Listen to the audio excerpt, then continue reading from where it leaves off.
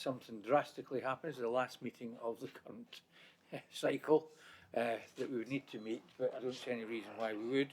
So welcome to us coming along here today, and thank you for coming along on a Friday afternoon. So apologies for absence. Whose apologies do we have? We've had apologies from Councillor Moses Crook, Councillor Mike Barnes with Helen Brundell substituting, Councillor Rathan Khan with Katie Kimber substituting, and Councillor Richard Foster. And can I thank those who are substituting today? Much appreciated. Keeps us current, which is a nice, good thing for this committee, if we can do that. Right. Anybody any declarations of disclosable pecuniary interests? Don't see anyone indicating. There are no reasons for any possible exclusions of the press or the public.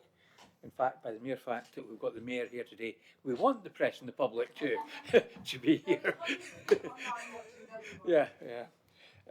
Right, so the minutes of the meeting held on the 19th of January, anybody get any concerns with those, or can we just approve them? Approve them, good. Right, in terms of my chair opening comments, can I welcome the mayor today and also the officers to this last meeting of the year. I've actually enjoyed this last year personally. I know sometimes it may be a bit stressful for the officers and me challenging them. I accept that, but that's the type of person I am. But I've really enjoyed it. I've enjoyed what we've done. And I do feel that WICA is vitally important to the success of West Yorkshire, and particularly Scrutiny.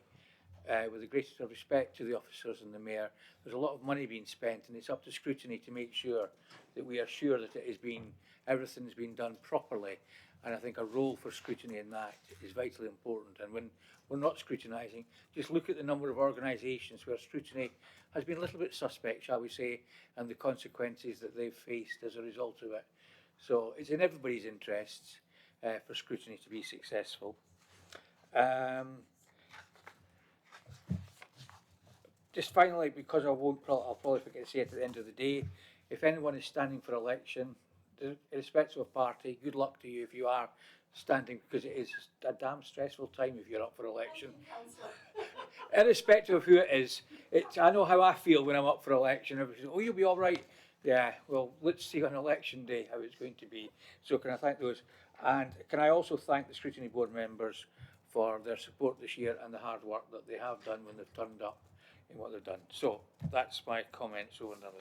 Now I'm going to, just in case anybody has to leave, I know that Councillor Berry has to leave, I'm bringing forward item 7 because we do have to be quorate in order to get that approved, and I don't want to take the risk because someone may be called away for any reason at all. So in terms of item 7, the members' report on the scrutiny protocol, we discussed that last week at the informal meeting. Are we happy to approve that to go to the full meeting of WICA next week? Yeah. No. Chair, yeah. This is a matter of protocols and yeah. minutes themselves. Yeah. There's nothing on here about the minutes of the first that we took a business meeting online. So haven't they got presented today? Because you've taken an item out of it, which is fair enough. Yeah. But there's nothing on here about those minutes that went into a business meeting. Right. What, the one from I don't know the constitutional respect, so I can't. last Friday, you mean? Yes. Last Friday. Well, these papers were published before that meeting occurred. That's all right, but the papers were published, but we didn't have a meeting in public. We had it online, which was a business meeting. Yeah. So don't we have to record those minutes today? Not with this meeting, no, but it will be in a future meeting of whatever. I'm sorry, but they should be here on the agenda today because you're going past the date at which they were presented.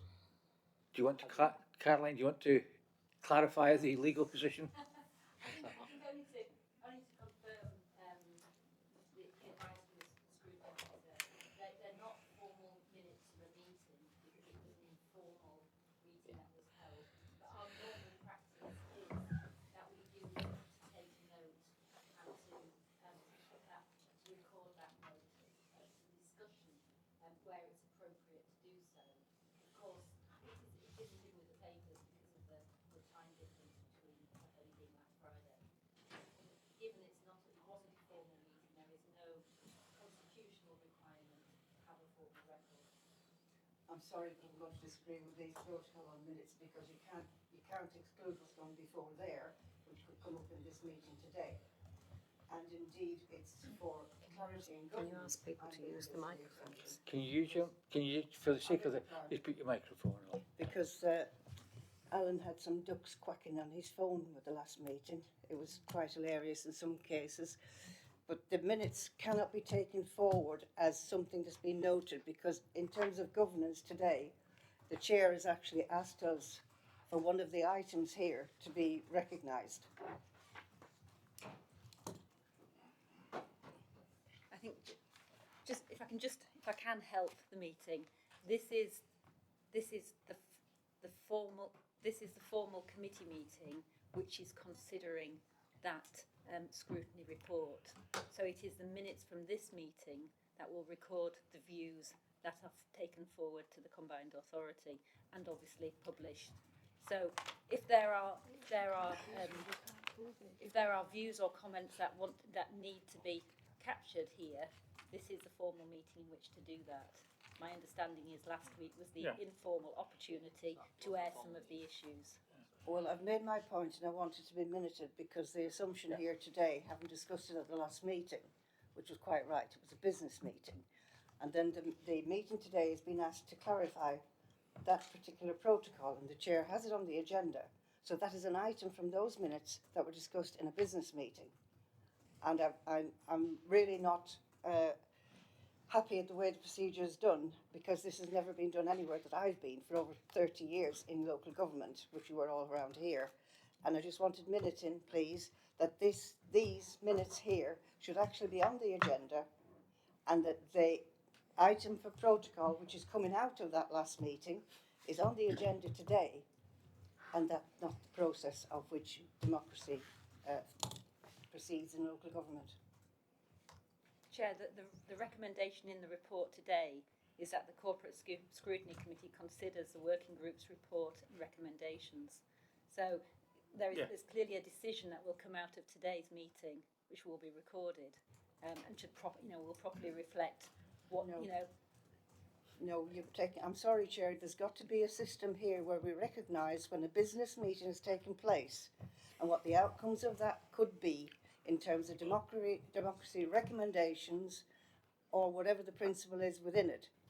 And I see today that, having had that discussion at that business meeting, it is not mentioned at all in relation to that business meeting, and therefore has been brought forward as an item here today on the protocol. I have no objection, I have no reason to doubt the protocol, but I do have a reason to be concerned that the process of meetings in between do not reflect and continue through the next meeting. That's not the way we see minutes recorded and democracy within them. Now, I was hoping that we'd have a good smooth start to the meeting. I don't dispute what Councillor Rhodes has said. It didn't, as far as I was concerned, I think if anybody wants to put something on the minutes, if they formally disagree or they've got any concerns about what's in the report, I'm quite happy to do that. I've got no problems if anybody wants to repeat anything that was said at the informal meeting last Friday. So that there could be all I want to do is I want to get in a position so that we can accept albeit maybe by a majority rather than a unanimous decision. I just want to be able to pass this on to the full WICA meeting so that they can then take a formal view on our suggestions, because at the end of the day we are suggesting, not making the decision. The full decision will rest with WICA meeting itself. So I support your comments, Chair, and I don't want to cause any delay, but what I do want to point out is that this process is not a legitimate process of having minutes coming back later on from a meeting that should have taken place. I have no problems with the protocol, but I think it's got to be minuted that this kind of process of minutes following on is not a recognisable way of information to members and outcomes. I'm happy. I'll leave it at that. I personally am happy that is noted in the minutes. I've got no problem with that being noted in the minutes. Any member, if they have an issue, to me, is within their powers to request that be noted. It's the same as if anybody doesn't want to do something. So, okay. So that said, anybody we've got the recommendation before us. Is anybody wanting to make any comments, or can we then go? No. So is everyone in favour of taking forward this as a suggestion to the full WACA board for them to make the final decision on that? Everybody happy? Yep. Nods are fine. I'm not someone who's going to formal. Put your hands up. Let's keep it friendly. Let's keep it consensual if we possibly can. So, with that said, thank you very much. And on that note, can I formally put on the minutes and thank the officers for the time and effort that they gave to getting this done, getting it prepared, and making sure. And also, I was allowed to speak to the mayor and explain where we were coming from as well. So I would like to put that on record as well, that we have met, we have talked through, and we did discuss to make sure that we were all on the same page and moving forward together. So I think it's been a good process, maybe a bit hectic at times, but I think it was a good process. So thank you all very much. And that means that Councillor Berry, who I know needs to go, if he needs to go, he can go to do the other thing. He did tell us in advance. He didn't. In the building. I mean, it's just a couple of technical. Yeah. Director of work. Yeah. No. But you did tell us in advance, and I think, and I want to acknowledge that you did make a special effort. Yeah. So, okay. Thank you very much. So that said, we are now into Mayor's question time. Welcome, Mayor. Do you want to make any opening comments, or do you want to go straight into questions? If I may just say thank you for the invitation today, and as you say, this is the last meeting before the election, but it's been a privilege, put this on record, been a privilege to be the Mayor of West Yorkshire, and I am very hopeful and keen to come back for another 4 years. Thank you, Chair. Thank you. Right. Questions? Anybody would like to open the batting or the bowling, depending on whether you're a better batsman or a bowler? Samantha, Councillor Harvey. Thank you, Chair. Thank you, Mayor. And West Yorkshire Combined Authority has been 4 years old. We have, from the government at the time, 2020 in August, £52.6 million was given to accelerate 15 shovel-ready projects. So I just want to ask the Mayor that despite most of these projects were categorically labelled as shovel-ready, and how many of the projects has been materialised and been delivered? Thank you. Sorry, 1 second. Thank you so much for that. Just to put it in context, the shovel-ready nature of any project is also dependent on other factors. So you will know, as we all know around this table, COVID impacted on some of those projects. I became the mayor during COVID. I remember my campaign was phone calls only because we couldn't speak to people in person, and that impacted on timescales. We also had Brexit, where we lost, particularly when it comes to housing projects, where you lost tradespeople, and also when the government of the day and the Prime Minister and Chancellor of the day sent inflation skyrocketing.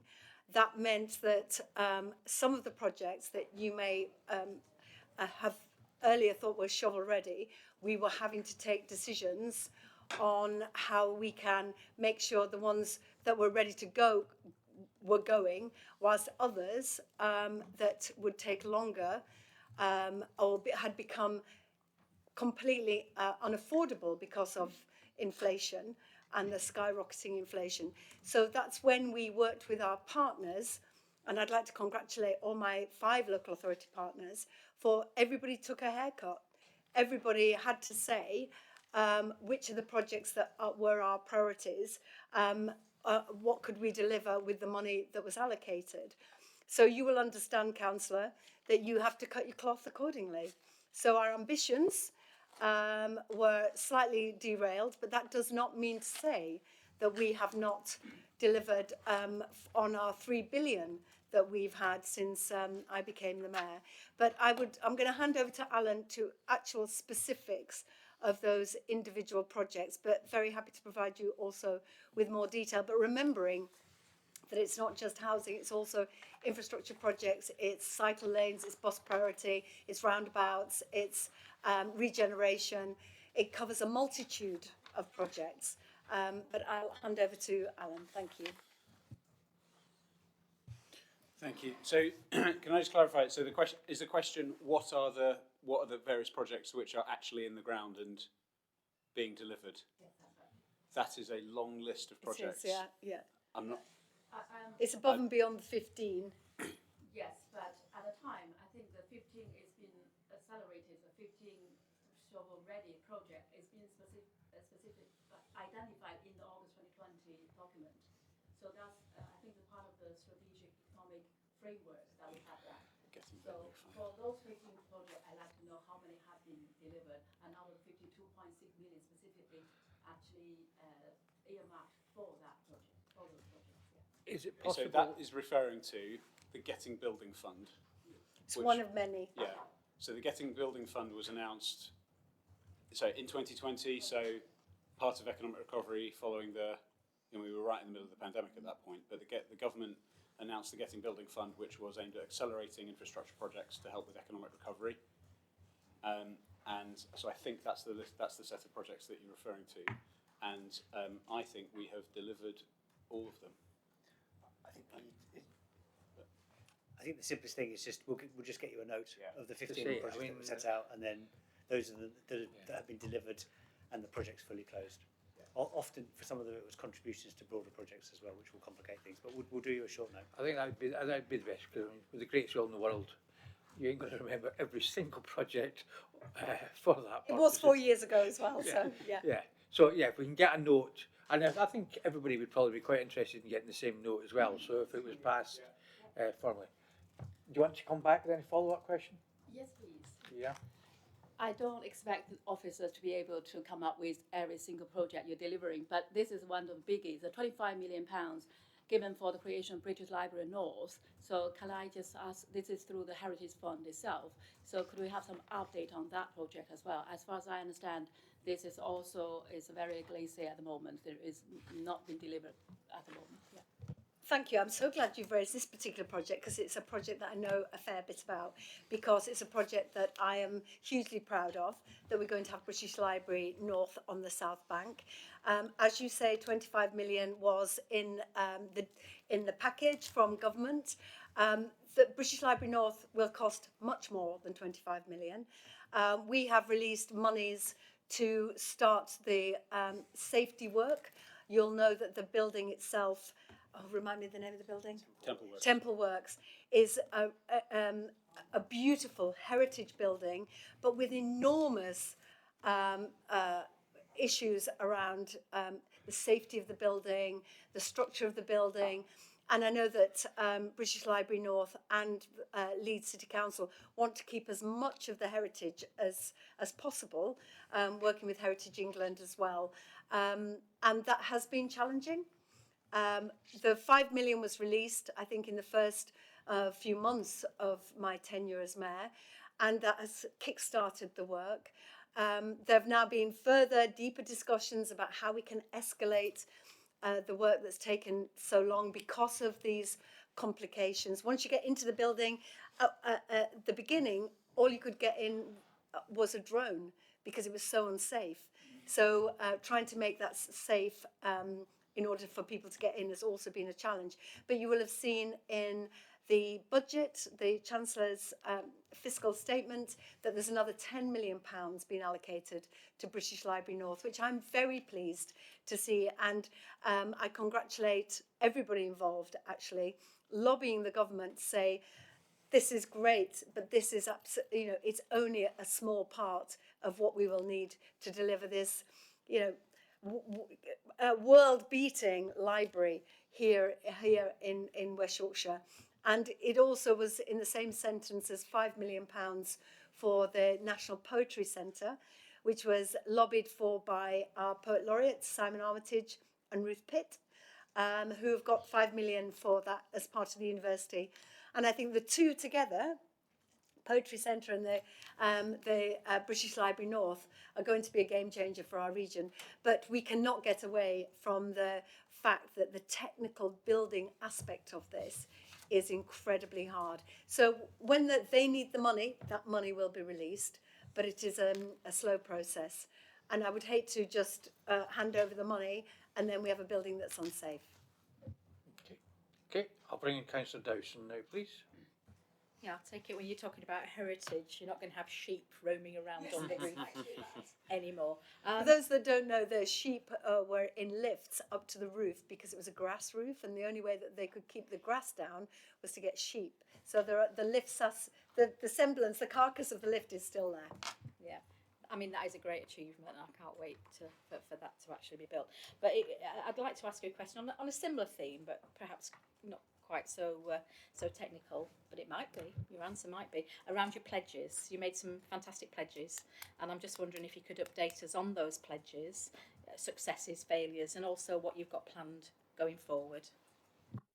I couldn't possibly tell you my manifesto as yet, so I won't use this space to launch my manifesto. However, I will say I'm enormously proud, Councillor, of the 10 manifesto pledges that I've been able to achieve. For example, promising better transport whilst it has been challenging with bus companies withdrawing services. I've been able to we were the first mayoral combined authority to bring in the mayor's fare, the £2 bus fare.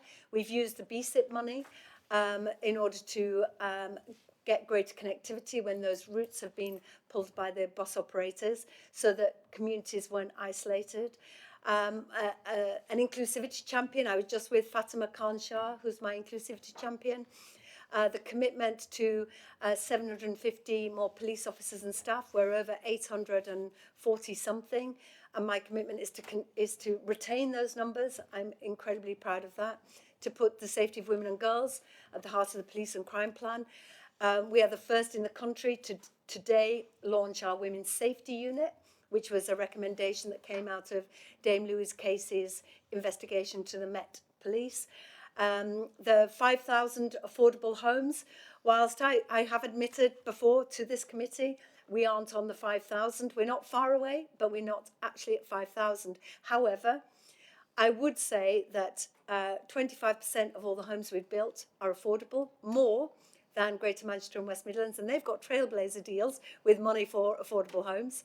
We've built more homes than since the financial crash, since 2010. I think that is about leadership, making it a priority. You know, I've spoken before about growing up in social housing and how it's personally important to me. It's also given us an opportunity to work with housing associations, West Yorkshire Housing Partnership, first in the country, to bring all the housing associations together. The Dementia Ready Task Force is up and away and is actually nationally recognised as good practice. It's also enabled us to have the first strategic partnership with Homes England, which means we've unlocked potentially 40,000 homes. And also that has given us interest from developers. And we had our first roundtable with developers who want to be part of our good news story here in West Yorkshire. I promise support for business. We have data to show that not only have we supported business, but my commitment to diversity and equality has also reflected in the numbers. So, for example, the West Yorkshire Enterprise pot, which was after COVID, £6 million for entrepreneurs. Over 58% has gone to women, 38% Black, Asian, minority, ethnic, and 10% to people with a disability. We, in the driving seat for change, can make sure that we ensure that we do our own levelling up in our region and that all the good news of devolution is shared, not just the usual players, but those people furthest away from power. That tackle the climate emergency, I hope you will have known that 40 million was allocated in my climate and environment plan, and 22 million was announced a couple of weeks ago for flood defences. We have grants of £50,000 for communities to invest in green mitigations. We are working really hard on trying to get as many EV buses as we can. as many EV charging points. We only have 1,000 in West Yorkshire. If we are to fulfil our ambitions, we need 10,000 EV charging points. So we're doing a bit of an innovation of how we can enable those who don't have garages or yards or drives to get an EV charging point. We are also really, I'm very excited about the Better Homes Hub, which will be a one-stop shop for anyone, whether you're a homeowner, whether you're a renter, whether you're a landlord. You can get advice, guidance, grants to retrofit your home. And I think we're about 3,000 fully retrofit social homes. We've got tens of thousands, hundreds of thousands of homes to retrofit, and we've got to get on with it. So that's just a snapshot, Councillor. I could be here all afternoon telling you. Oh yes, thank you very much, Alan, to remind me. One of my finest pledges I was really proud of, the 1,000 green jobs for young people, and the Green Jobs Task Force was assembled to help me with that target of 1,000, and we're at 1,047 and rising. What is also another added bonus of that Green Jobs Task Force was also it's now become an advisory committee. So we're not stopping there. We're using this group that want to stay together to advise us on further implementation of good practice. And also the manufacturing task forces. We are the highest number of manufacturing jobs in the north. I wanted to capitalise on that, and also our ambitions for the green revolution. I'm really pleased to say that the manufacturing task force has given me recommendations. We're implementing every single one, but also the task force wants to stay together. And I also, hopefully, will be a stronger champion and voice for manufacturing in West Yorkshire and the north more widely. So that's a bit of a, if there's anything you'd like to ask me specifically, I could talk about culture all day as well. So the Culture for All, I hope that you can see that by funding years of culture, but also a programme You Can Make It Here for freelancers, 2.3 million. There's loads going on in that space as well. So thank you, Councillor, for giving me the opportunity to run through. I would hope to say some of the achievements. I didn't do it on my own. I set the agenda, but it is the organisation that fundamentally delivers. So I also publicly want to thank my colleagues to help me deliver on that ambition.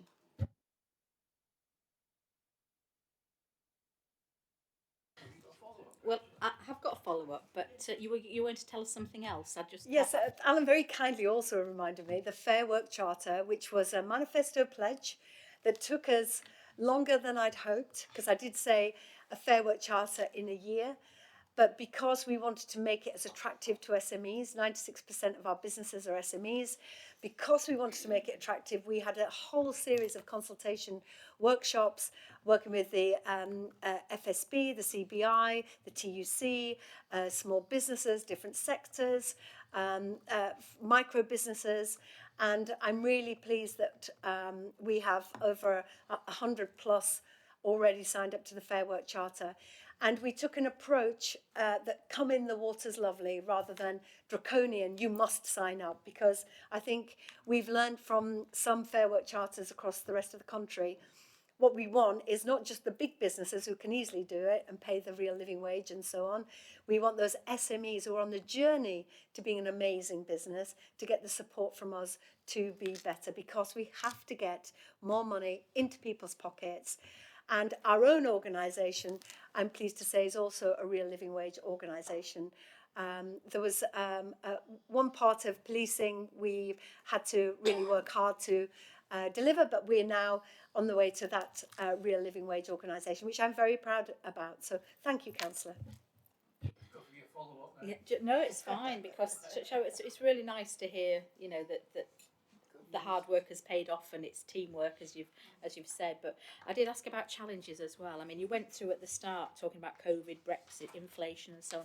But is there anything about the way we're funded or anything else that makes it quite challenging?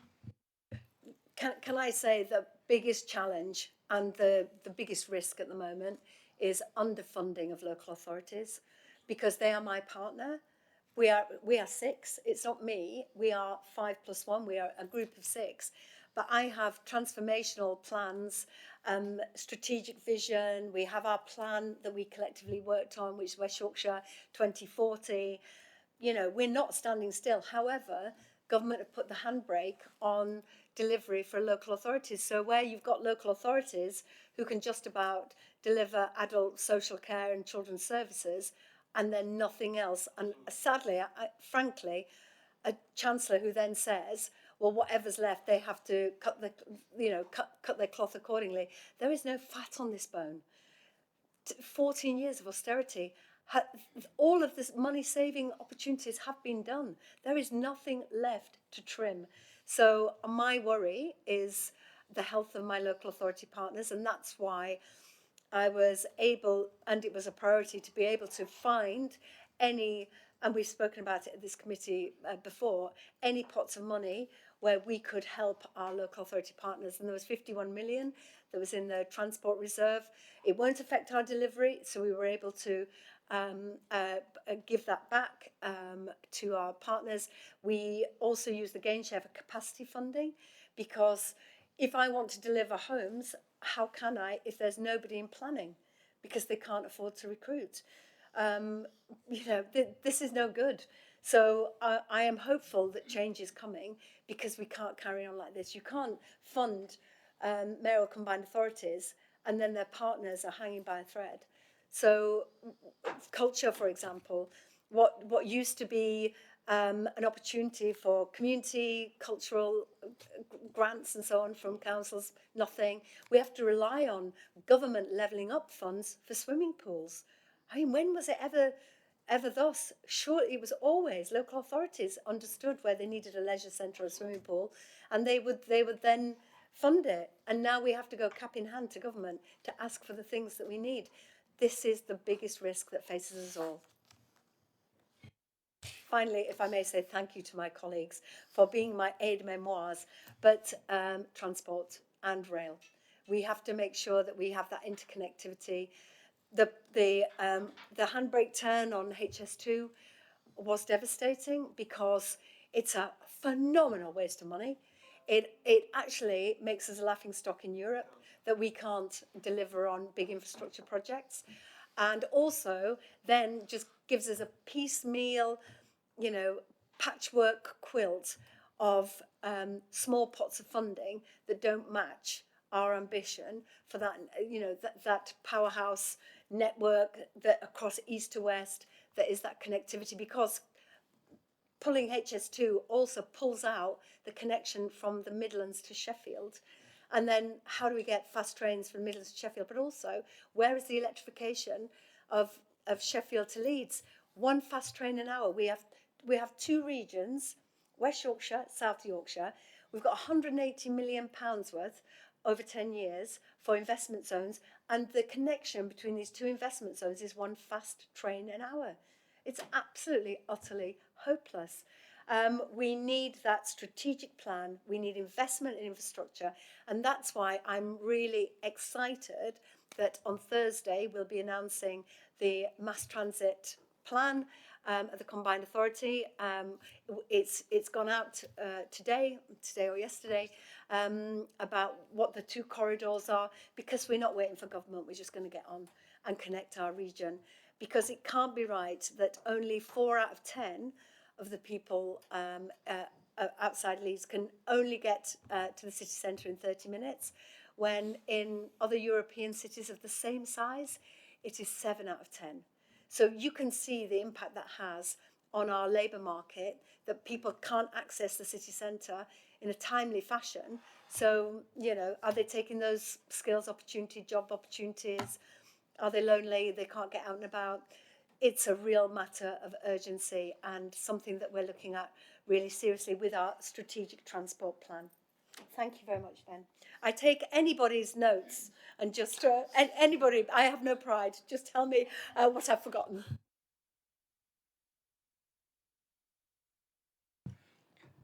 Tracy, you made some very interesting points that I've made notes of, including the new cultural development of the British Library, etc. what is going to be the connectivity with this library to enhance local libraries across other authorities? Because as you know, libraries, community libraries are long gone, and centralisation seems to be the way forward for lots of public utilities, and this is a utility in its right. What is going to be an arrangement for that kind of connectivity? Because I think that would show to the other authorities that Leeds isn't the only place that's getting this library. That's the first question. Thank you, Councillor, for that question. And this actually relates back to my previous area of risk, because you will see in Kirklees, for example, they are repurposing the buildings they now need to sell or can't afford to run. And one of them is Batley Library. And they're moving all the books into their town hall, and then they're finding a purpose for the library. We can't allow this to happen. Reading is a gift. And literacy and a love of learning and books is a privilege that every child particularly should have. And libraries are the only place where you can go where nobody says, what are you doing here? It doesn't cost anything. You can go just to keep warm. It's really important that we keep libraries, which is why I will declare one of the next manifesto pledges, so you've heard it here first, is working with the Literacy Trust. We're just developing our thinking on this, but to make sure that every primary school has a library, because they don't across our region. And that's why I was able and very keen to work with Simon Armitage, our Poet Laureate, setting up a programme that ran for a year, the Mayor's Young Poet Laureate.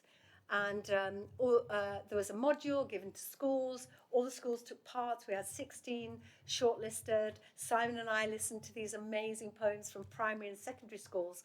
We had 2 winners, primary and secondary. Their poems were amazing. I commissioned them to write poems on being Northern, and they were a star attraction at Convention of the North at the Armories last week.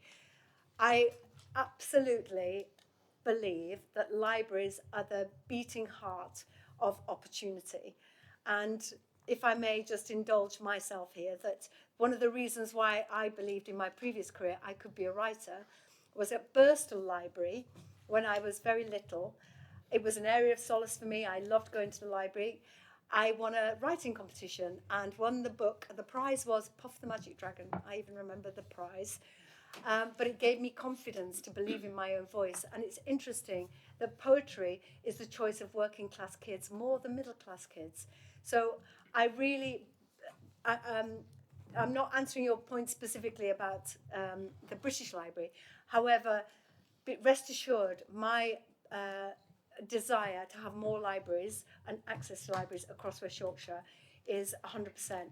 Now, I've been at a presentation with the British Library where they are very excited about their opportunity to work with communities on the South Bank, to be part of the regeneration, to be embedded in the South Bank, but also to be a voice for West Yorkshire. But I think the British Library North will also be a European destination for academics and researchers, and maybe internationally as well. But making those connections with other libraries is vital. However, how can we do that with a backdrop of cuts to local authority funding when libraries are being closed hand over fist? So I'm trying to give with one hand when it seems at the moment the government is taking away with the other.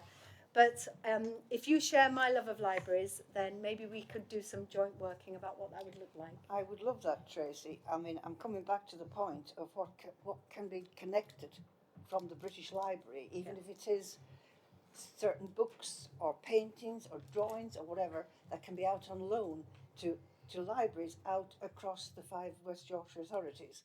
And you spoke about cost. A cost of going to libraries, even from the outer areas, is a cost to a family who might want to think they'll spend that on a loaf of bread.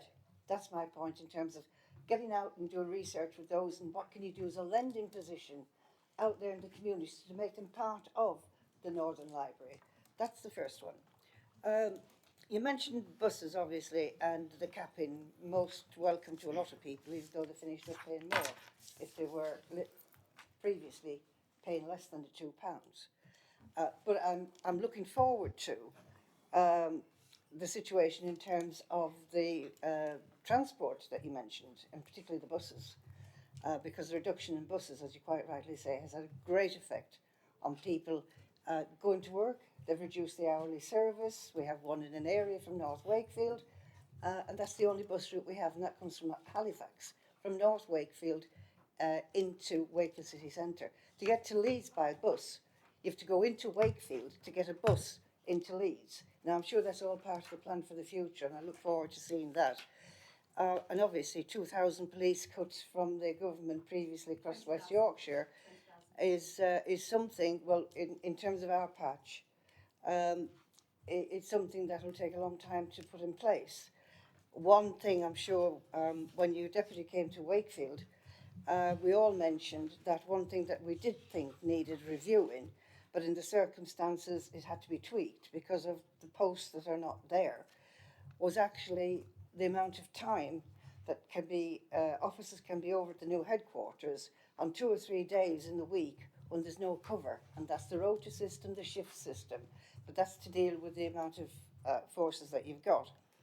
You actually spoke about retrofitting, and we had this from Alan, I think it was, at a meeting, where the amount that you had wanted to achieve hadn't been achieved for various reasons. And you spoke about 3,000 today. I believe the figure that was intended at that meeting that Alan presented to us, and for the reasons that you said, hadn't been achieved. But I'm hoping from that, as we go on now with people, you know, looking for work, etc., and we know what the situation is, that's going to increase, as you've said, Tracy. I think one of the other things that is of interest in terms of, you mentioned Devo deal, which is very important. I think there's a lot of us and people out there that will want to know, in terms of the situation. There's the subsidiarity and devolution. What is the position in terms of the funding relative to those parts of the Devo deal that will be coming down from government to the West Yorkshire, the level and the affordability, and how is that going to be managed in terms of local authorities? Because I think that's another thing where out there's a lot of people saying, well, you're taking control of us, we're local. Where are we going to go with all this? I think there's a lot of explanations on that one, Tracy. And the other one that I really want to have a chat about, and we'll be doing this in Wakefield as well, and I'm sure other people will, that's the time scale. And the time scales for the devolution discussions, I think everybody wants to be made aware that to ensure that the implications of all this, which is a big, big factor, is going to have enough time for discussion across the patch, and for the function of it to be fully understood. Because as of yet, I think the communities out there, in terms of the Devo deal, are saying, well, what's it all about? And we need clarity for people to understand what the situation is going to be in terms of devolution, and are we ready for it as an authority? And through the years, that there's a year to come, what is the situation in terms of getting that across to the public of an advantage, a disadvantage, or a challenge? Councillor, there was a lot there. There was an awful lot there. So I'm sure. Regarding the police, as we've discussed, that 20,000 police were cut. We are trying to mitigate against those cuts and working with the Chief Constable. I really believe he's a good partner, understanding what needs to be done. But also, devolution gives us the opportunity to be more creative in solving some of these problems. So being able to use the apprenticeship levy share scheme, where businesses would send their apprenticeship levy that they can't spend back to the Treasury. We've said, let's keep some of it here in West Yorkshire. We used that money to train up 15 police and community safety officers that are then going on the buses, because people were telling me they didn't feel safe on the buses. So that's a way that we've sort of through the back door, really. We've been able to recruit more PCSOs because they're the eyes and ears, aren't they? They're on the ground making those relationships. Buses, I feel your pain. I mean, I'm a commuter. I use buses. I think particularly Wakefield has been poorly served. And we've just, a couple of weeks ago, you may have seen we announced a number of new routes and more to the point, extensions of timetable. So earlier buses, so people could get to work, 6 a.m. starts when you're doing shifts, that sort of thing, but also later for those in hospitality, and more fundamentally, buses to Pinderfields. Because we were hearing that some of those routes were cut and people couldn't get to their regular appointments. The Devo cost per region, we haven't divvied it out like that because that's not the way we get the best bang for our buck, because working with our partners, having that strategic overview of the things we want to deliver, slicing it up into 5 bits of the pie is not the way to get those big infrastructure projects. And also we have to ebb and flow with local plans and local capacity and so on. So we work as a combined authority, it's cross-party. The committee approves the progress of projects and so on. So it's not just, here's a bunch of money, slice it up and off you go. I mean, there'd be no point of a mayor if that were to happen. So having that strategic oversight, I think, and that vision is very useful. Timescales, they weren't our timescales, they were government's timescales. So we want a single settlement that we've seen in Greater Manchester and West Midlands. The government didn't have the time or weren't minded to give us a single settlement before the Trailblazer pilots came to a conclusion, but we cannot wait. I don't want to be waiting, sat on my hands, waiting for a pilot to come to a conclusion. So we negotiated, and I really want to thank my team here at WICA, negotiated with government, Michael Gove, number 10, all the civil servants, to try and get a level 4 devolution deal, which is the next step. It's a bridge to a single settlement, because it gives us a framework, and we'll probably get onto this, Chair, in more detail, a framework where we can pull down pots of money that are devolved to us, rather than single beauty contest style bidding wars. So we've got that deal, but we had to move at speed. And so it was over Christmas as well. It seems to be a bit of a theme of this government that things are announced over public holidays. So colleagues, I think last summer, I can't remember what that was, but people had to work over the summer. Then Christmas, people were working over Christmas to get this level 4 Devo bid together. What I'm reassured at is that other mayoral combined authorities are very pleased that that work has gone ahead, and that myself, Oliver Coppard in South Yorkshire, Steve Rotherham in Liverpool, have all got level 4 as well. So we're moving forward towards a single settlement. So, but the timescales aren't ours. About the people, it is a challenge because I'm not sure everybody knows I'm even the mayor. I feel there's a lot of people that don't even know what a mayor does, and the impact that a mayor has on their community. But what I want to get to, irrespective and notwithstanding that, is that that your life is changed by having a mayor. So when you wake up in the morning in your affordable home, you put on your heating that is warm because you've got the solar panels or the retrofit. Then you go outside your house and there is an affordable bus that is green and clean, and that will get you to a college course that is free and funded by us, that will then get you into a good job where you're paid the real living wage, and then you can access your swimming pool or your library or a cultural offering that isn't too expensive, that it's culture for all, and then you can get home on the bus the evening because there is a bus that works for you. So I think, notwithstanding whether anybody knows whether there's a mayor, I really do hope that the impact of devolution will mean that the lives of the people of West Yorkshire are changed, and whether they know who did it or not, that's obviously up for a debate.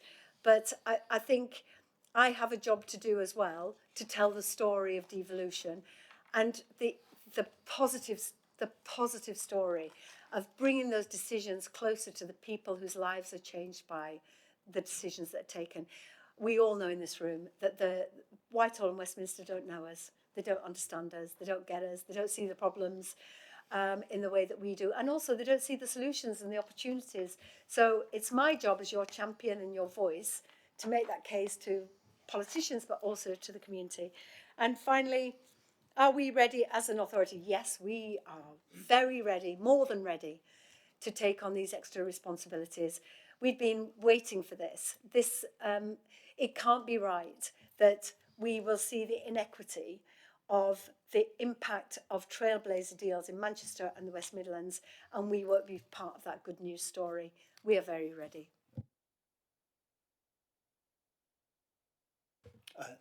Thank you. Just some points of information really to build on the Mayor's comments. In terms of what the Mayor describes as the level 4 devolution deal, in other words, the one that was announced at the Convention of the North and referenced in the budget. 3 things I just would say. Number one, the best way to characterise that is that it provides us with more flexibility for some of the already devolved funding to better meet local needs. So it's more about flexibility than it is about new money. In fact, there's no new money in the current devolution deal. That's quite an important point to land. And I think, as I've said at this committee before, Even though, if I may say, that Michael Gove did go on stage and said new money and new powers, we were like, oh, new money, but there is no new money. Well, being a failed actor, he was welcome on the stage, wasn't he? I can't be someone to say about failed actors. and if I may say 30 years as an actor, paying my way, that wasn't failure, but anyway. Very relative, being as you mentioned the stage in the 11 minutes. Yeah, and the third point was that there isn't anything in the level 4 devolution that removes functions, because you said that was a concern, that removes anything from local authorities and passes it up to or to across to a combined authority. It's simply not designed that way, and we wouldn't have accepted it if it was. Yeah. Well, if I may add to that, then I think that's a feature that's got to come out in discussions as we go along. It would be happening in Wakefield, and I'm sure it's happening all over the place. Because as it stands at the moment, there is a feeling that Big Brother is going to come in and going to pick up pieces of local authority and deliver those services and not have that connectivity with the local authority itself. I think there's a lot of discussion and engagement that actually, Ben, that's got to be the message that goes out there. Because at the moment, it is not. Yeah. That's, if I may, Ben, just say that's really helpful, and conversations that we've had with your leader and all the other leaders to make sure that absolutely this is about us working as a collective. It is not, I do not want to do what a local authority does. We have a different job to do, but it is in partnership with local authorities. That's where we get the best outcomes, by working collectively. Sorry, Ben. Thank you, Chair. Yeah. If I'll just finish. So you asked also about retrofit, and it kind of posed the question about how far on were we with that challenge. I think as we make it's clearly set out in the climate and environment plan, and as the Mayor has said, the challenge in terms of the numbers of homes in West Yorkshire that need some form of retrofit treatment to alleviate fuel poverty or to warm the homes is significant. And we're looking at how we can make the best impact into that. This year's target that's in our draft corporate plans, and it's subject to change because we've not finalised that yet, is more like 1,300 homes over the course of this year, mostly in the social sector. So, and if you're talking about, we think something like 600,000 homes or 680,000 homes need some form of attention, you can see the scale of the challenge there. And the final point I'll make, just relating to the point that Alan made about the Getting Building Fund, I've been checking with colleagues. So there were 15 programmes, 15 schemes in that programme. 13 of them have completed. One was withdrawn, and I'm just getting some more information on the 15th. And 105 million of the 111 million pounds has been spent. But we'll still drop you a note of that. The target was 7,000, so we're on the way. Right, I've got Councillor Ray and Councillor Harvey. Thank you, Chair. Thank you, Tracy. Just focusing on corporate governance, which is obviously the main function of this committee to scrutinise. I appreciate we've had an opportunity to talk about things outside of this committee's remit. What is your understanding of your role within corporate governance of the organisation and your key duties within it? And excluding the conversation we've had about funding, which is obviously always going to be an issue, what would you say are the 3 key strategic risks to the organisation over the next few years? Thank you. Thank you for that question, Councillor. So, corporate governance, I chair the Combined Authority. I also chair the Finance and Resources Committee, which is obviously talking about finance, resources, workforce, performance, and also in order to get greater scrutiny, we've just appointed an independent chair who has a background in finance and has attended a couple of the meetings so far and the Combined Authority, and she's been really good. And I think it's always good to have somebody from outside to look with a clear head at our programmes. The Governance and Audit Committee, you mentioned, that has an independent chair and a second independent member, and that scrutinises our financial controls and, as you say, the risk management, internal controls, corporate governance. I'm pleased that we've got the Joint Independent Audit and Ethics Committee, and that's the governance arrangements for police and crime functions, and of course West Yorkshire Police. And I want to thank the people who volunteer for that Ethics Committee. It's a really important role and something that I'm very proud of. Also, I have regular one-to-ones with each of my executives, the chief executive, executive directors.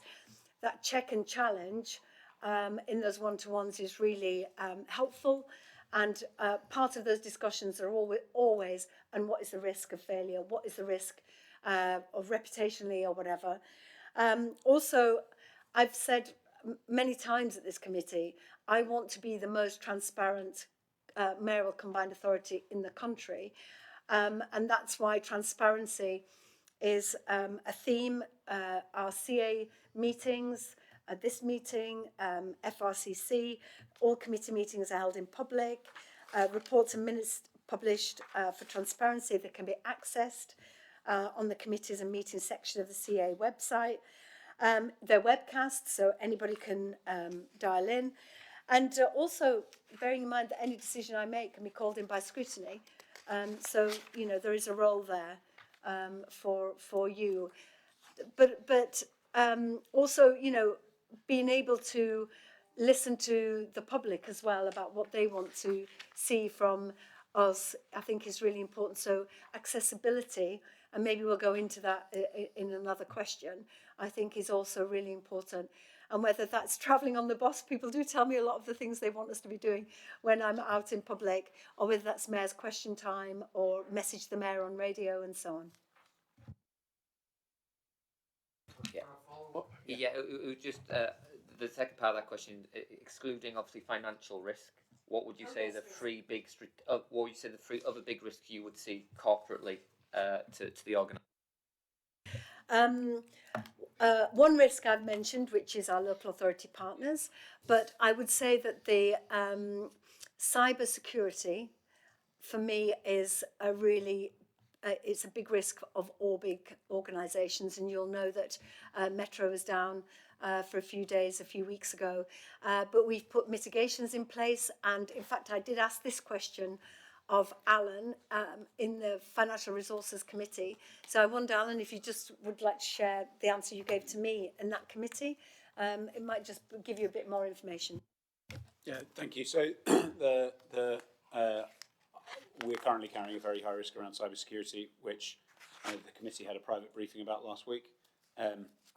There are a number of mitigations that we're putting in place for it, both to try and eradicate human error, which is where a lot of vulnerability comes from everybody. So there's compulsory training on cybersecurity for every member of staff within the organisation, and regular vulnerability testing, where basically we pretend, the ICT team pretend to send a phishing email, and we see how staff respond to it, and then we provide learning if it's not responded to correctly.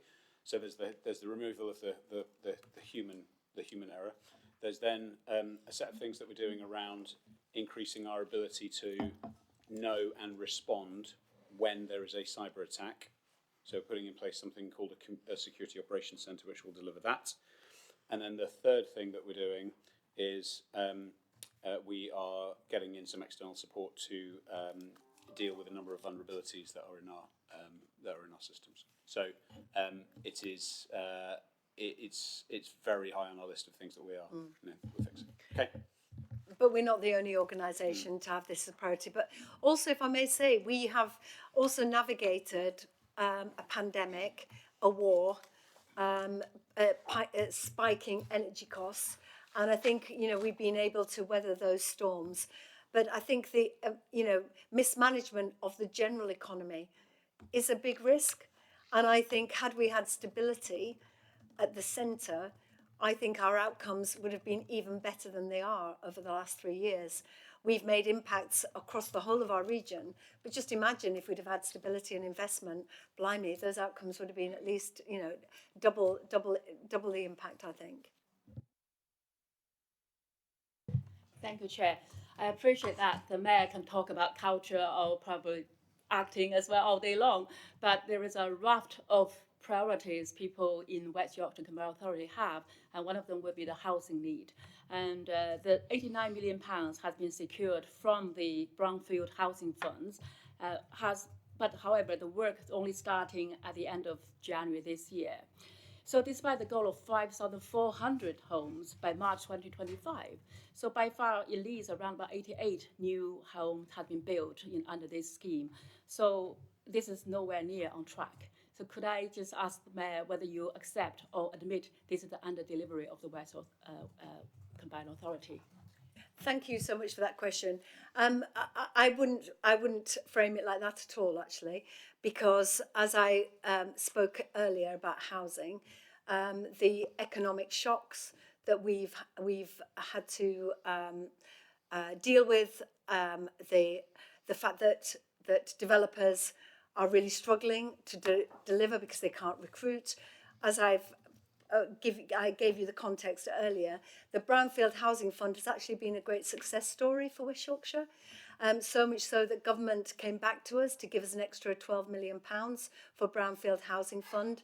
And you will know, I'm sure you know, that when you're building and you have a pipeline of projects, that it is often in the last quarter is where you spend the money in order to deliver.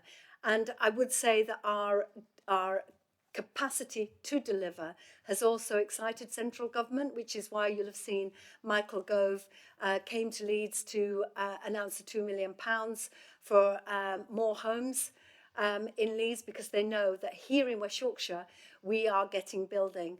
And I would say one of the highlights of the last 3 years has been able to stand in an area that was brownfield, that we have mitigated and made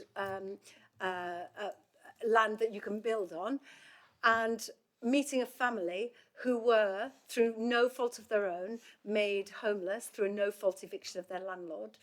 And the homes that we'd built in Linthwaite meant that they and their small children, she was having a baby, another baby, and they could have a decent life. And the impact on our economy for the outcomes for those children, for their futures, for our economy, that safe and secure, affordable home is second to none. So I would say, Councillor, that my view of where we've got to with building, the fact that we have built more affordable homes than anywhere else in regions of comparable size, more homes than 2010, given what we went through, I would say that that is a great success story. Thank you, Chair. But yeah, you said that Leeds has highest proportion of new homes. So the reason you have given out to say that because of the construction, because of the living cost of living, it doesn't seem to match what has happened here. Because in the scrutiny meeting, we were told the reason why the Brownfield housing issue came out that not being delivered because we have problem with staff. We have a staff issue at the time. Probably Councillor Rose, you remember. Yeah. So we just wanted to know whether there's the issue of this, the recruitment issue for the staff to deliver a certain project can be mitigated in the future, because obviously the outline of strategy did not even happen until last year. So it's not quite what the reason that Mayor given out.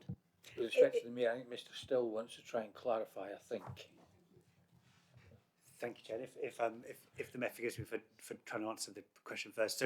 So I think the Brownfield Housing Fund has been affected. I wouldn't say it's been through not having the staff. It's been much more about the fact that it's taken a long time to recruit, because the skills, the availability of the skills in the sector is itself a problem. And so getting people with the right capabilities has taken longer than we would have wanted. However, I don't think that is the fundamentally the largest challenge with the Brownfield Housing Fund, which I think, and I suspect the committee's heard this before, it relates back to why devolution and greater local control is so important. That fund comes with a set of rules that in effect requires it to be implemented in areas of market failure, while requiring a positive business case that you can only develop if you've got a working operational market. So the challenge has often been developing in partnership with the developers a business case that meets those criteria, and then equally though has got the right amount of private sector input and public sector input, so that the public sector isn't overpaying for sites that will ultimately be in private sector hands. That has been quite a complex arrangement for each individual site, and it's why, regardless of what the policy intent is, to date, we've seen more sites in Leeds because those sites are closer to the commercial market than we have in those areas that we might argue are of greater need. And we are continuing to, in fact, we were making these points only last week to government. We'll continue to make those points because we do think the greater flexibility would allow us to deliver more projects across more of West Yorkshire faster. And if I may add, Chair, that part of the issue also is government timetabling, and the fact that we were given extra money on the one hand was fantastic. Thank you very much for that, and it's a vote of confidence. But the timescales were the same, so we were having to move faster than we were previously, because they truncated the timescales. So I think this is why I hope you understand why my response was so robust, because given all of that, given the fact that the College of Construction cannot find electricians for love nor money, given all of this context, I think our housing team has been incredible. And I have lobbied every opportunity I've had with Michael Gove. I've said it is not fair that it's a greater struggle to get developers to build in Bradford than Leeds, because of your algorithm, it's not an algorithm, is it? It's your equation of how the benefit cost ratio works. It's just not fair that those regions that need housing more than ever in areas of deprivation, it works against them, because then the profit margins are less and it doesn't work so well. So I think, given all of that challenge, I think the very fact that we have done we're not complacent, but given that challenge, I think we have done as the best we could in very difficult circumstances.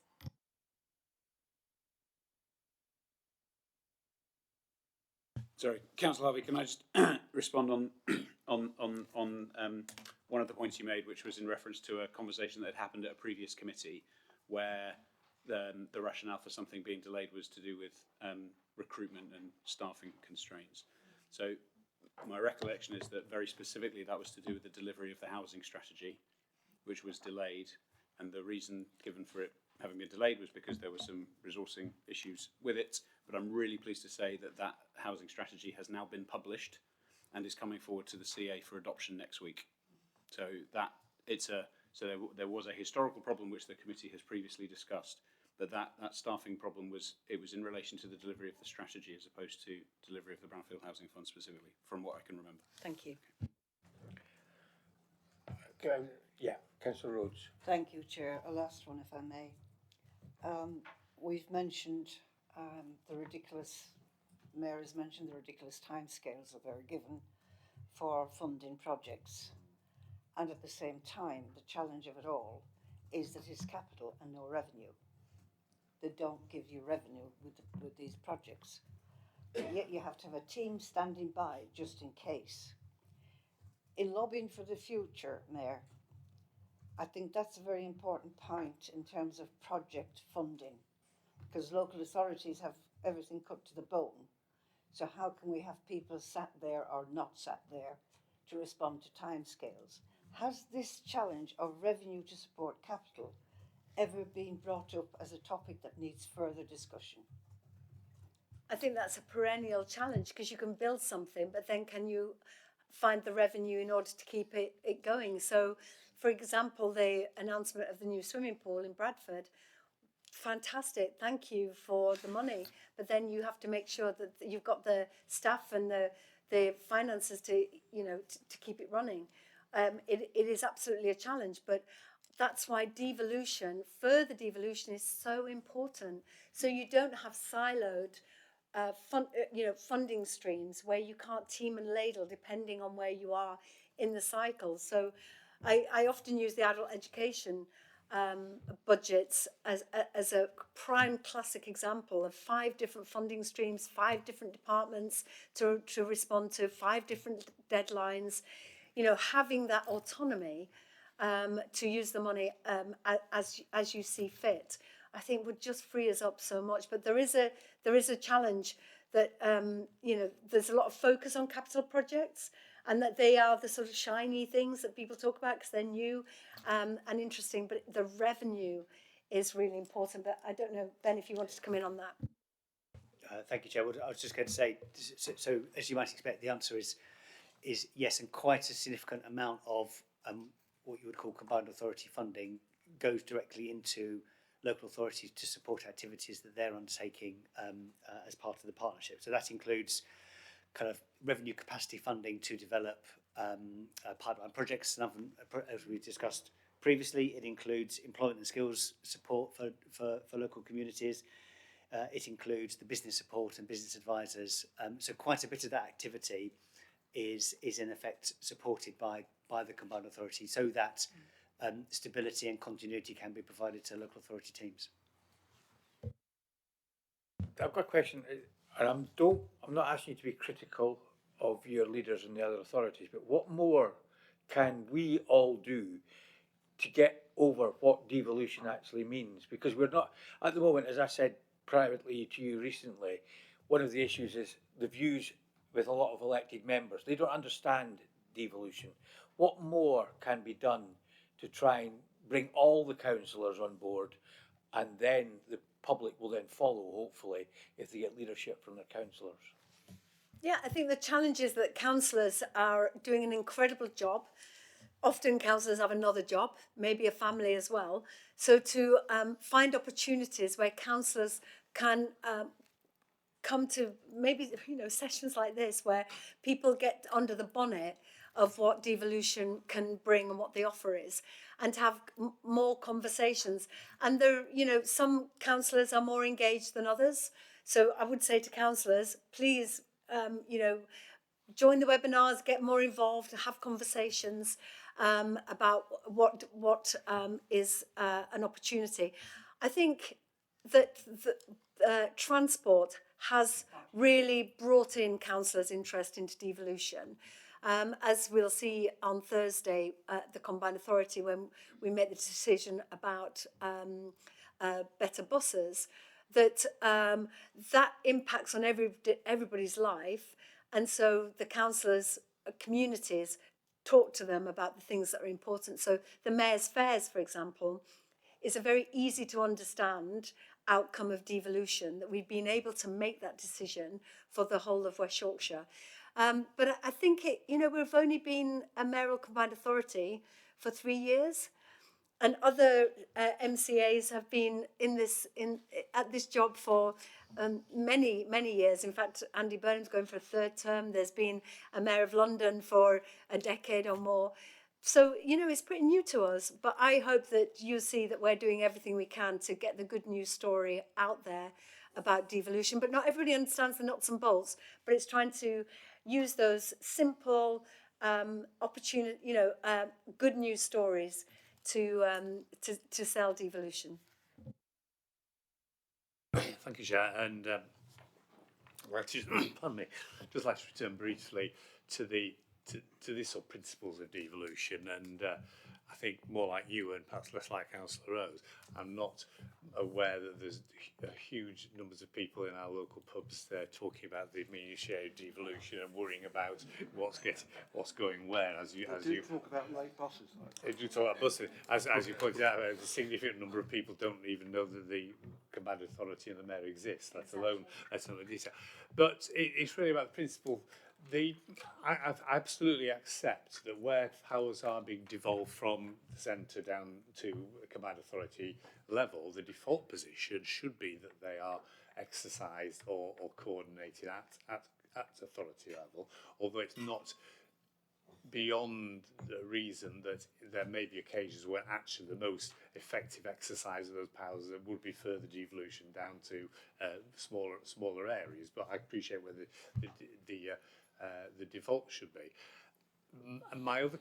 The only other concern really is that sometimes under the guise of auspices of better exercising those combined powers and the coordination and the way that things could be done well, there might be a temptation to think that perhaps some things which are currently being exercised at a local authority level might be drawn up because it's so much more efficient. And I just wanted to get I think I just wanted to hear from you that you are committed to both getting more devolution down at authority level, but also maintaining and increasing the flow of decisions to be making where appropriate at a much more local level, whether it be at individual local authority level or even more locally than that. Thank you, Councillor. And devolution is really important for local authorities and for the people whose lives are affected by those decisions. So to answer your question, downwards is always the best way. The level 4 devolution deal, there is no change in that relationship. And we know that our local authority partners are great partners in delivering for the people that they serve. But to your point as well about smaller communities, that's why things like the community grant for the climate emergency are around sustainability and so on. You know, £50,000 for communities.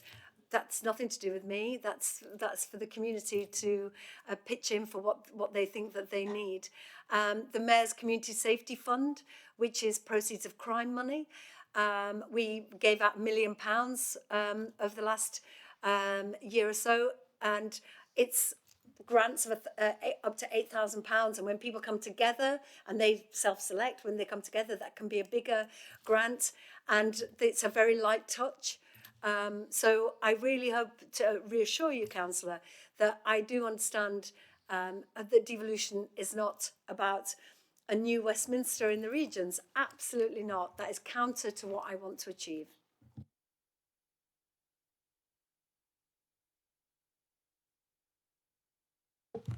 Sorry, one of the benefits of having a combined authority mayor was suggested the soft power. What do you think are the best achievements from using your soft power for the region?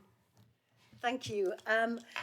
It's one of the privileges and the benefits of the job, the soft power, because it's not in the Devo deal, but it's about a focus and an ability to be collaborative, to be cooperative, and to bring people together. So, as you know, I am the chair of the UK Mayors, and at the next election, May the 2nd, after that election, 86%, 87% of the North will have a mayor. And then once Hull and East Riding come in, it'll be 90% of the North will have devolution. So I would say that the soft power there is chairing that UK Mayors, but also to be the champion and advocate and voice for our region internationally. So our trade missions, whether that's to Arab Health, to India or North America, the ability to bring together, whether that's Department of Business and Trade, whether that's ministers, trade and investment, businesses. Obviously, I have a business board, and we are looking to draw together CEOs of the national HQ businesses here in our region, whether that's the Morrisons and the Astors, bring those people together to hear the voice of West Yorkshire. Also, the soft power, as I came into the room at the beginning of the meeting, International Women's Day, well, we just had a big event for the women of West Yorkshire, the soft power of drawing together women around health tech, talking about safety of women and girls, talking about careers. We've had 3 meetings of women in West Yorkshire. This was a celebration for International Women's Day, and we've had 2 in-person events and others online. I think also being able to drop the ladder for other leaders to use their soft power. So Alison Lowe, my Deputy Mayor for Policing and Crime, sits on a number of high-level boards, which is, really our voice for our region. Fatima Khan Shah, convening as the inclusivity champion, convening people around particular topics, whether that's about social cohesion, whether that's about community, whether that's about healthcare. I also think being able to be a voice for culture, that we've had, given my background, we've also become, I think, the voice for culture and opportunities outside of London. I think that's put us on a bit in the frame for people who were thinking, well, where can we go outside of London where there's a great cultural offer, or they get it? I think that's our interest in culture has probably helped us get the extra money, obviously lobbying from others as well, but that partnership approach that people look for when they're making decisions about where to put money, that political support, I think has helped us hopefully get money for Bradford, City of Culture, for the Poetry Centre and the National Library, the British Library, and other investments. So I think it's an enormous privilege to be able to use that soft power and to draw people together in a convening space. So when hearing, for example, there was concerns about spiking, being able to just draw together in a matter of 24 hours all the people who need to be in the room to discuss the challenge around spiking and to come out with some recommendations and strategies, and working with our local members of parliament and councillors like yourselves to get better outcomes. It's an amazing job, and the soft power that comes with it, and being an advocate has been really a huge privilege. I don't know if anybody wants to add anything around that. Thank you. My follow-up question might be a little bit, do you think that the combined authority mayors could get together and get the national government to stop right to buy, because that is draining us of houses and we can't afford to replace the ones that are sold with the discounts? That was just announced the other day, wasn't it? I think the mayors coming together is quite a unique lobbying group, actually. You may have seen that when there was the threatened closures to the ticket offices in stations, we were able to come together with other disability campaign groups. We weren't the only voice, but the fact that that was U-turned, I think, was great strategic power. Getting TransPennine taken back into public control. I think government were minded to give a new contract to this failing company. And then I think the power of the mayors, we represent millions of people across the north, I think made government think twice. The threat to the funding for vulnerable families, what's that called? The Household Support Grant. Thank you, Councillor Waller. I think we signed a letter that was driven by the Mayor of South Yorkshire. That was then given a 6-month reprieve. I think that was a good outcome for families, but it's not the 2 years that campaign groups wanted. But we'll definitely take that away as something that yet again erodes the capacity for local authority partners to build new homes. It is a challenge though, isn't it? Because for so many, being able to buy their own home at a price they can afford is a huge privilege for working class families. The problem is when they then are bought and then flipped into rentals and then become a business, and then we've lost out on that money. So it is a challenge, isn't it? But the fact that we're losing stock while we're trying to replenish, and I think there's thousands on the housing waiting list. I think it's 9,000 on the waiting list in Kirklees alone for social housing. That's why our commitment to building affordable homes, we will not, it's relentless, and we will not shy away from the challenge. But you can't, as I say, build over here when you're taking away the money to be able to afford to build. So let's take that away to have further thoughts. So I'll speak to our local authority partners as well to see if there's an intervention that they'd like me to lead on. Councillor Waller. Thank you. Thank you. It was just to follow on from the soft power issue and working with other mayors. I personally felt it important to have a close working relationship, that there isn't a hard border, and therefore it's understanding how you see the relationship with areas around the West Yorkshire Combined Authority working, because business doesn't always see those borders, and we don't want to miss out on opportunities as a consequence. Indeed, and we've always worked really well with York. I think it's one of our strengths that York is such a brilliant, attractive city. As the chair of UK mayors, I work very closely with mayors who are not from Labour, the Conservative mayors, and I think our strength is in that collective effort. A lot of our challenges are exactly the same, whatever iteration or political party you represent. I really look forward to working very, very closely with all four, including myself, Yorkshire mayors. Isn't that an incredible brand? The brand Yorkshire. And once we get those South Yorkshire, West Yorkshire, North Yorkshire, East Yorkshire mayors working closely together, I think it's going to be quite a game changer. And as you say, those borders are very, very thin, aren't they?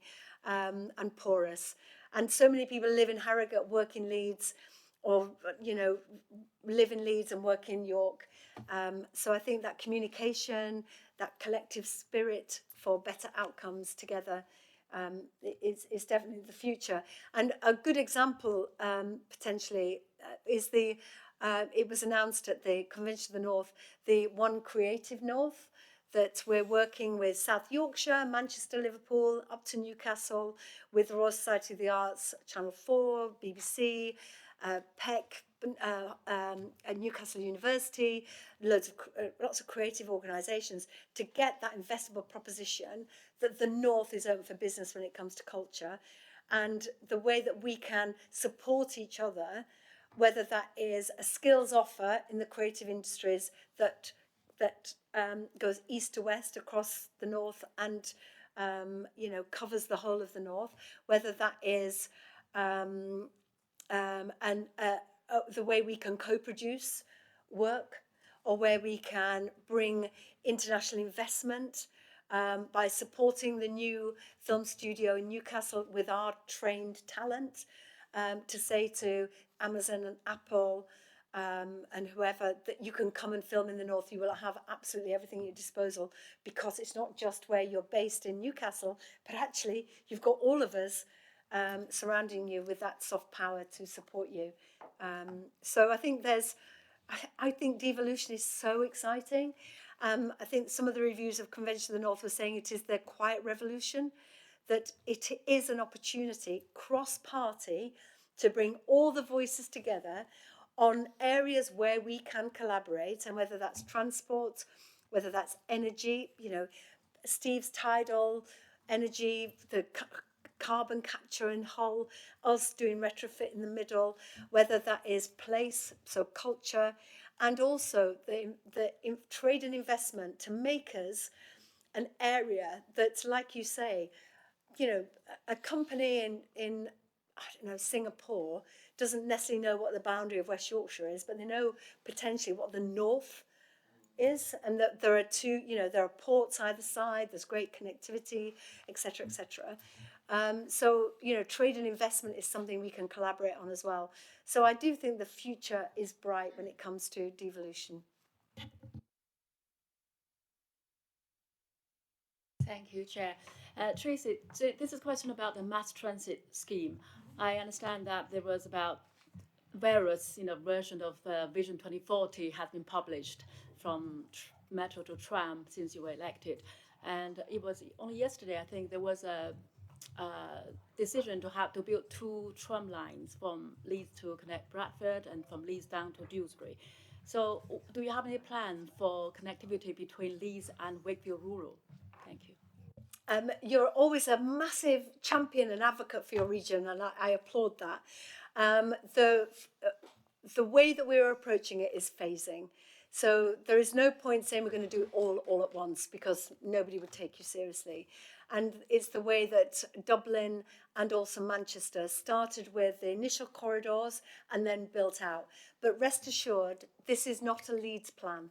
This is a West Yorkshire plan. It will only work if it reaches all the parts of West Yorkshire that don't have that connectivity. So like you say, I'm very pleased that from St James's down past Elland Road and out to White Rose and then on to Kirklees, and then at the same time from St James's up to towards and into Bradford, and also station to station in Bradford, because this is not a plan, as I say, for just the city centre. This has got to be for everyone. So rest assured, it is part of their long-term plan, but it's not part of the first phase of consultation. It's just, I'm sure I've seen a sort of a plan of the vision, yes, and it's Wakefield and Kirklees, and you might even get one fairly near to me. It's ambitious, but this is going to be our legacy, and we are going to, when we're old and grey, we'll be able to point to these trams and say that would not have happened had it not been for devolution and for the combined collective energy and determination to deliver for the people of West Yorkshire. Roads. Thanks, Chair. We spoke about some intransigent situations in terms of the government. Now, when we come to devolution and the combined authority, have you any plans to look at circumstances where we still come up against the inflexibility and we have to do major things together and all the rest of it? Is there some kind of plan to do simplification in terms of the funding, i.e. through the gain share and transport funds, and then there's the funds for the UK shared prosperity? How are we going to look at those for the future to simplify that process? Because we're all around the table saying at the moment to get government capital, it's a nightmare. So I'm wondering, Tracy, is that being considered by your team for when we go through this process, if it happens? Because I'm very concerned that if the 5 local authorities don't agree, then where are we for the future? But I think that's something that everybody in every authority, irrespective of what colour it is, I'm not here for colour, but the inflexibility sometimes is so soul-destroying for both the teams that are producing projects and as well as that for the projects that will benefit the people out there. Because we're not here for buildings, we're here for the people. We're here for jobs, we're here for skills, we're here for governance in terms of how it's managed. And I think that that's the important part of any kind of devolution, that it is the people that gain, not necessarily seeing where we get in a more bureaucratic system. Well, hear to that, because this is why we are really working incredibly hard to try and get to a point where we can get that single settlement. And I've been meeting with all the other mayors, Keir Starmer, Rachel Reeves, Sue Gray, on a regular basis to ensure that if there is the new government and it is Labour, that they understand the opportunity that the mayors can give an incoming government, because you will see in Greater Manchester there is the data to say that MCAs give you growth. Well, we can definitely turbocharge growth if we are given the flexibilities that you talk about. To your point about what if we all fell out, well, I'm really pleased so far for the last 3 years. Whilst there are obviously always challenges between groups of people, I'm really proud of the way that we have all collectively put the future of West Yorkshire as our number one priority. And that's why I was pleased that we got our West Yorkshire Plan 2040 agreed and backed by, we had a wonderful event where all the leaders came together. We launched the 2040 vision. We are all in lockstep to deliver that vision. And now we're working backwards, like it's 2025, where should we be if we're going to get to 2040?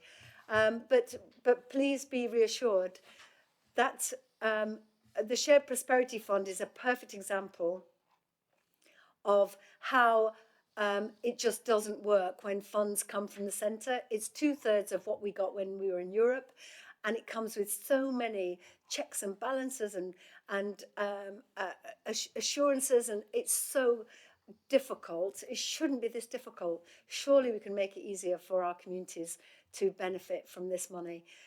So I'm with you. Let's make it easier. One big issue on my mind as Chair of Health of Overview and Scrutiny, Adult Health and Overview and Scrutiny, is has there been any thought given, you've mentioned Andy Burnham in Manchester quite a few times, of the Mayor's remit for the future taking over the health remit? It's not something I'm particularly gagging for. I know that Andy is the only mayor actually that has that.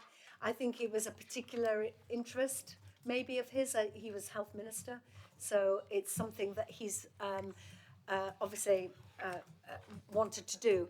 For me, what matters is health outcomes and closing the health inequality gap and life expectancy. And that's why Fatima, as inclusivity champion with foot in health and here, has been a really good bridge.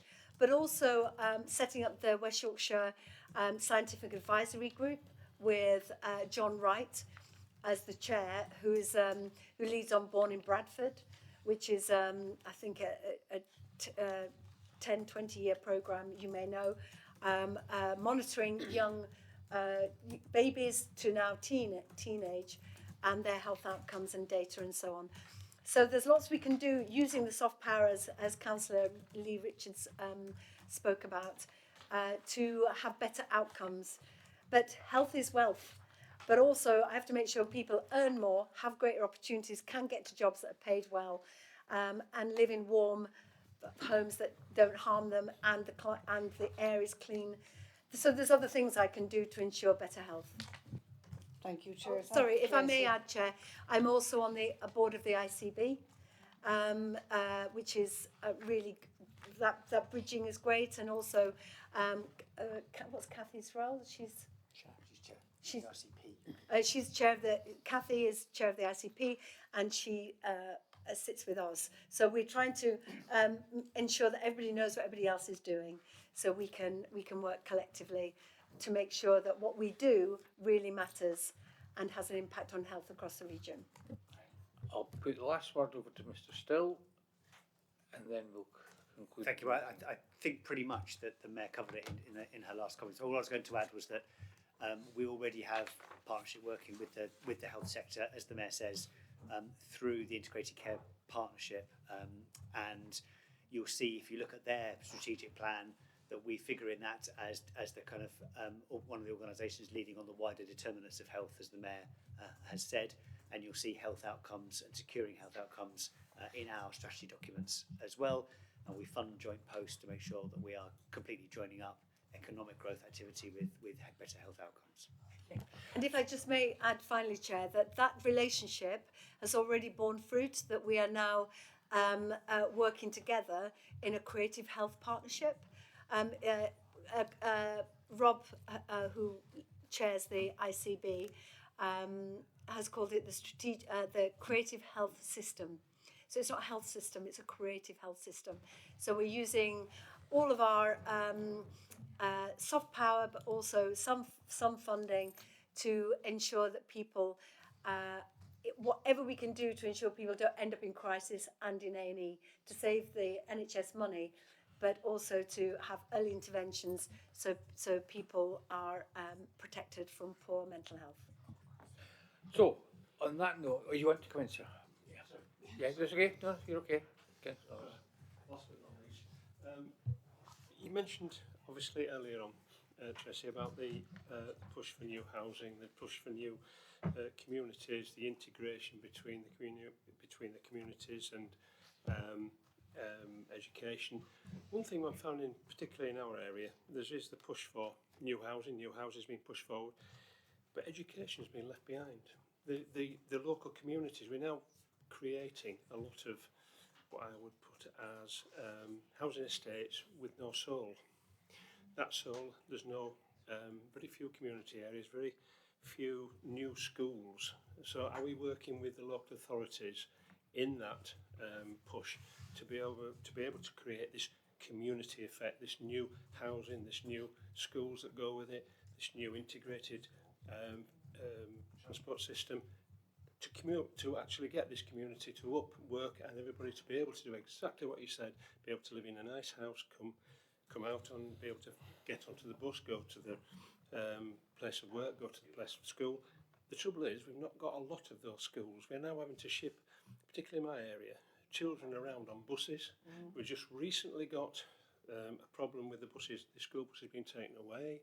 Now the children have got rail cards to go on but now we're getting strikes on the railways, which is causing the problems, having to bring buses back. It's solely because we haven't got the local schools that we used to have, the local primary schools. When we do get the primary schools, nobody thinks about the secondaries. They move on to the next stage. So we're building at the bottom, great, we're pushing off and I'm all for that, but we're forgetting the roll-on effect and the communities and everybody's having to doing the shopping. Everybody jumps in the car. You've got the nice housing estates coming up. Where do they do the shopping? They actually jump into the car, come into town. So it's that integration that's getting lost a little bit. So it's that push from your vision, fantastic vision. We're just getting a little bit lost in some of the areas, and I just wonder if that's an area you can push and try and pull forward with this construction of housing and new communities. Thank you. I absolutely share your vision that we don't want these soulless estates that are concrete with no communities. I really get that. Obviously, that's part of the strategic local plans for local authorities. And when it comes to schools, that's a national strategy, isn't it? School building. Where I can intervene, I was able to lobby the DFE for a new college in Bradford, which is the Brit School North, which you may know Brit School in Croydon in London. Adele went there, Jessie J, Ray, who just won all the prizes at the Brits the other day. And for singer-songwriters, we've been able to be part of the team that deliver Brit School North in Bradford. It's going to be paid by DFE, so it's not a penny to our public purse. So where I can, I do intervene, but we do share the same ambitions. And when I'm in meetings with developers, UK Reef is coming again to Leeds, talking to people who are doing this building.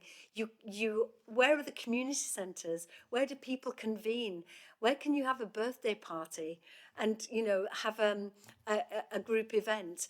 It's absolutely right in my sites about how to make West Yorkshire more attractive.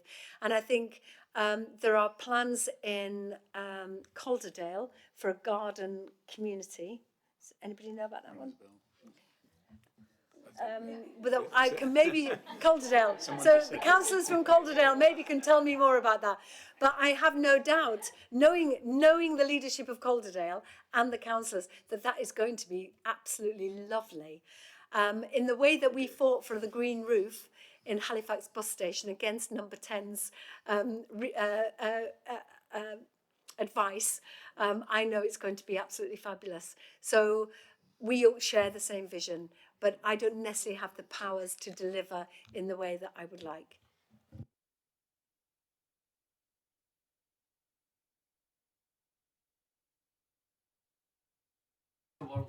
Yeah.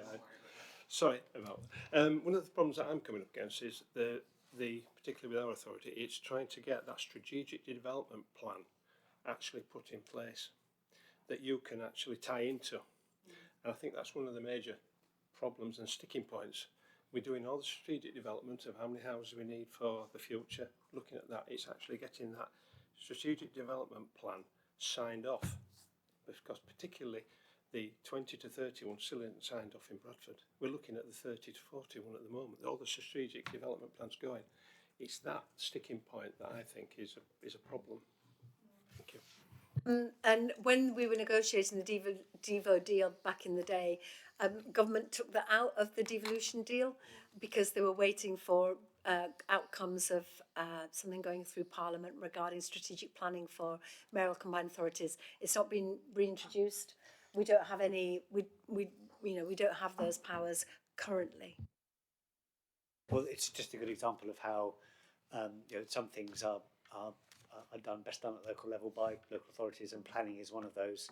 And yeah, as the mayor said, she doesn't have any powers to intervene in the planning system.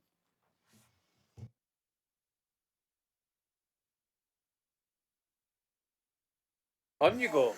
It's so important and no Just- outdated. Climate change. Yes, come on, Katie. Come on, Katie. You go in now. Go on.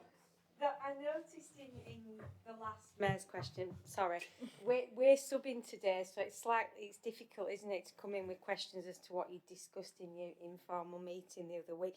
But you'd mentioned it is a challenge, tackling the climate emergency, and you needed extra money to do it. And I just want to make sure that it's firmly in your pledges for going forward that is not too big to tackle, and that we are going to tackle it and we are going to keep forging forward. For places like Calderdale, we suffer terribly with the climate emergency, and we really want to see that as one of your top priorities.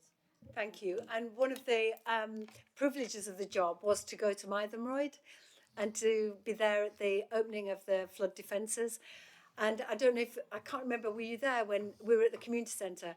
People were crying because they were finally able to say, we're going to put down roots in this village, because we were so afraid of being washed away and, having no future here, and were wondering where would we go. That was quite something. And Hebden, I know that businesses are thinking, I'm going to move out of Hebden Bridge because I'm worried about being washed away and getting no insurance and so on. But those flood defences, I think, have been really good mitigations. But of course, that's just the beginning. And I was up on the moors planting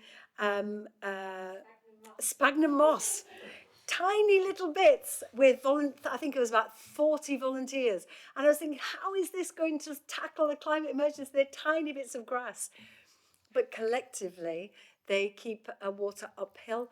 But just to reassure you, our climate and environment plan, we allocated 40 million. If we were going to deliver everything in that plan, it would cost 4-point-something billion to deliver all of our ambitions. So this is a job of work that's a lifetime and beyond. So rest assured, my foot is not off the EV gas on this target. Just, there you go. Just a quick further one, and to harness the power of the voluntary sector in that, we've got huge amounts of natural flood management going on across West Yorkshire, and harnessing those volunteers to help with that, I think, is really key as well. I think I've seen great volunteering at Slow the Flow, and we were able, with some of the money, to, I think, have programmes where people were employed.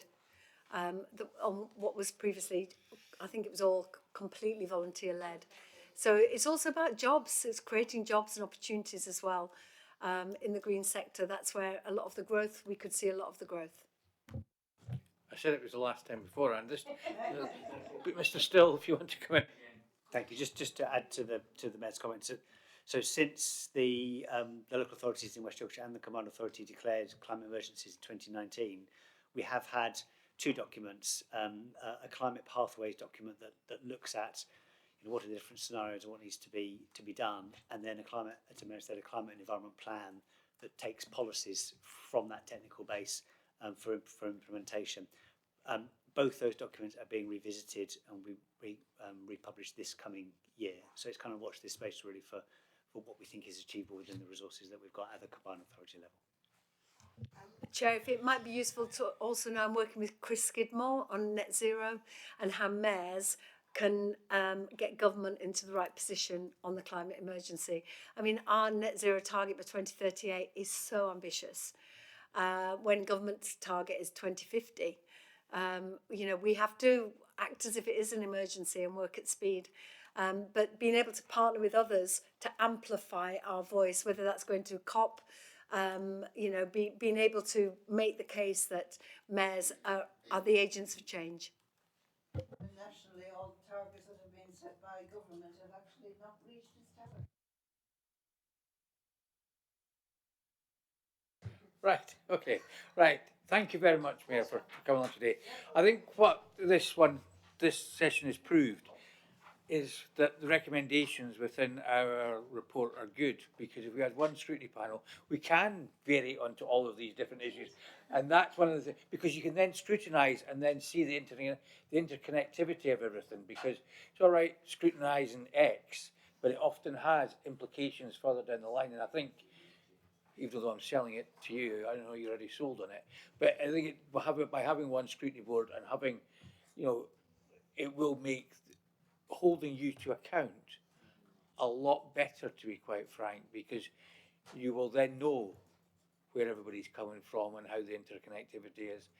So on that said, thank you very much. Thank you for this year. There's no point in us doing the work programme, because hopefully there'll be a new organisation around Scrutiny, so the successor body will be free to do whatever they like. So we won't dictate to them, but thank you all very much for your time. Thank you.